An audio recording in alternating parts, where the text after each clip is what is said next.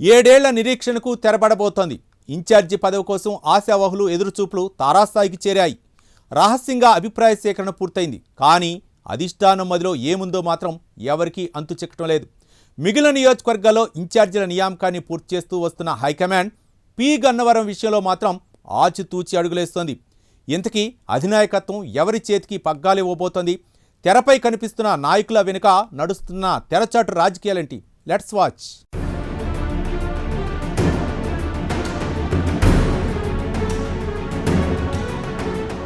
కోనసీమ జిల్లాలో ఆ నియోజకవర్గం అధిష్టానానికి అగ్నిపరీక్షగా మారింది.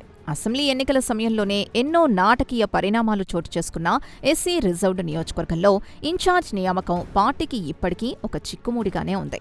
2019 ఎన్నికల తర్వాత నుంచి పి గన్నవరం నియోజకవర్గానికి టీడీపీ పూర్తిస్థాయి ఇన్ఛార్జిని నియమించలేదు. మధ్యలో 3-మెన్ కమిటీ, కో-కన్వీనర్ల వ్యవస్థతో పార్టీ కార్యకలాపాలు కొనసాగిన శాశ్వత నాయకత్వం కోసం పి గన్నవరం కాడర్ 7 ఏళ్లుగా ఎదురుచూస్తూనే ఉంది. 2024 ఎన్నికల్లో కూటమి ధర్మాన్ని పాటిస్తూ జనసేన అభ్యర్థి విజయానికి టీడీపీ శ్రేణులు కలిసికట్టుగా పనిచేశాయి. ఇప్పుడు అదే కాడర్ నియోజకవర్గానికి పూర్తిస్థాయి ఇన్ఛార్జిని ప్రకటించాలని అధిష్టానాన్ని కోరుతోంది.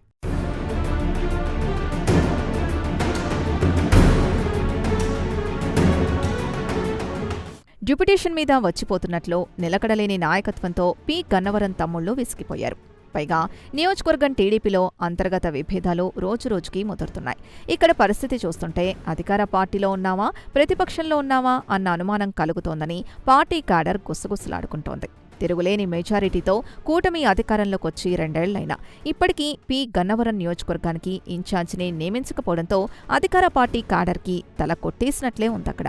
ఎన్నికల ముందు నుంచి అలాంటి వాతావరణమే ఉన్నా ప్రస్తుత వ్యవహారం బాగా ముదురుతోందని అంటున్నారు పి గన్నవరం తమ్ముళ్లు. ఈ పరిణామాలతో స్థానిక నేతల మధ్య అసంతృప్తి అంతకంతకు పెరిగిపోతోంది. ముఖ్యంగా స్థానిక దళిత నాయకుడికే ఇన్ఛార్జ్ పదవివ్వాలని పార్టీలోని ఒక వర్గం డిమాండ్ చేస్తోంది. స్థానికేతరుల పేర్లు ప్రస్తావనకొస్తేనే ఆ వర్గం మండిపడుతోంది.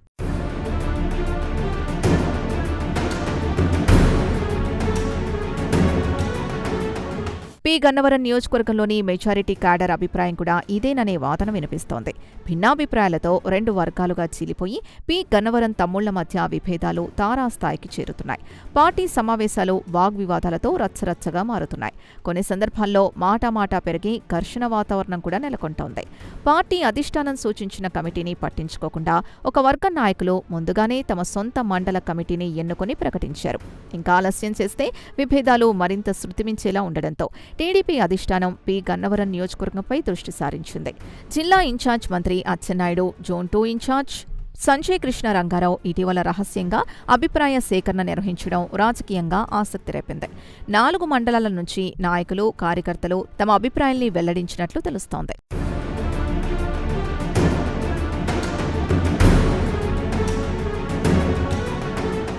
పి గన్నవరం టీడీపీ ఇన్ఛార్జ్ రేసులో కో-కన్వీనర్ మోకా ఆనంద్ సాగర్ పేరు ప్రధానంగా వినిపిస్తోంది. కొన్నేళ్లుగా నియోజకవర్గంలో పార్టీ కార్యక్రమాలను ముందుండి నడిపించడం, వైసీపీ ప్రభుత్వ హయాంలో చేపట్టిన నిరసన కార్యక్రమాలు, పార్టీ కార్యాలయ ఏర్పాటు, విపత్తుల సమయంలో ప్రజల్లో ఉండటం ఆయనకు కలిసొచ్చే అంశాలుగా చెబుతున్నారు. మరోవైపు జాలెన్ సుబ్బారావు పేరు కూడా బలంగానే వినిపిస్తోంది. చంద్రబాబు అరెస్టు సమయంలో చేపట్టిన నిరాహార దీక్ష, యువగలం పాదయాత్ర విజయవంతం చేయడంలో పోషించిన పాత్ర, పార్టీ కార్యక్రమాల్లో చురుకైన భాగస్వామ్యం ఆయనకు బలంగా మారినట్లు పార్టీ వర్గాలు చెబుతున్నాయి. అంబాజీపేటకు చెందిన నాగబత్తుల వెంకట సుబ్బారావు కూడా సామాజిక సేవతో పాటు పార్టీ కార్యక్రమాల్లో చురుగ్గా వ్యవహరిస్తూ ఇన్ఛార్జ్ రేస్లో ఉన్నట్లు చెబుతున్నారు. కరోనా సమయంలో చేసిన సేవా కార్యక్రమాలు, స్థానికంగా ఉన్న గుర్తింపు ఆయనకు ప్లస్ పాయింట్లుగా చెబుతున్నారు. అలాగే చిన్నం బాల విజయరావు, నక్కా సునీల్ కూడా తమ వంతు ప్రయత్నాలు కొనసాగిస్తున్నట్టు సమాచారం.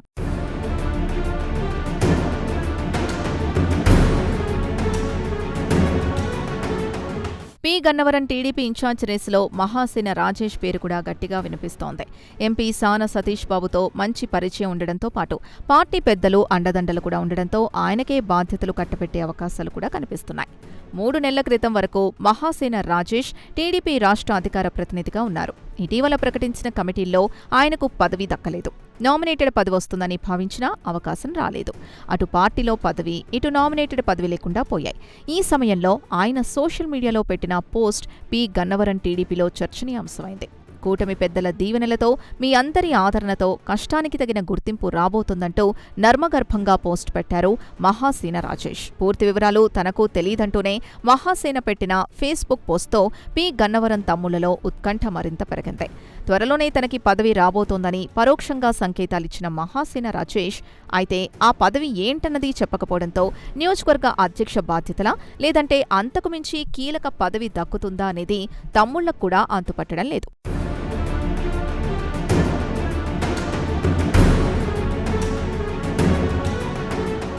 2023లో టీడీపీలో చేరిన రాజేష్ మహాసేనకు 2024 ఎన్నికల్లో ఎమ్మెల్యేగా పోటీ చేసే అవకాశం వచ్చింది. పి గన్నవరం నుంచి టీడీపీ తరపున ఎమ్మెల్యే టికెట్ ప్రకటించారు. కానీ తనకు వ్యతిరేకంగా కొందరు ఆందోళనలు చేయడంతో రాజేష్ పోటీ నుంచి తప్పుకున్నారు. చివరికి ఆ సీటు జనసేన ఖాతాలోకి వెళ్లింది. టీడీపీ ఇన్ఛార్జ్ రేసులో ఇప్పుడు ఆయన పేరు బలంగానే వినిపిస్తున్నా నియోజకవర్గ పార్టీ శ్రేణుల్లో భిన్నాభిప్రాయాలుండడంతో అధిష్టానం నిర్ణయం ఎలా ఉంటుందోనని అంత ఆసక్తిగా చూస్తున్నారు. తెరపై కనిపిస్తున్న పేర్లు ఇవే అయినా తెర వెనుక మరెవరైనా ఉన్నారా? అధిష్టానం ఎవరిపై నమ్మకం ఉంచుతుంది అన్నది కూడా మరింత ఆసక్తి రేపుతోంది. 7 ఏళ్ల నిరీక్షణకు ముగింపు పలుకుతూ పి గన్నవరం టీడీపీ ఇన్ఛార్జ్గా ఎవరిని ప్రకటిస్తారన్న ఉత్కంఠ అయితే త్వరలోనే తెరపడనుంది.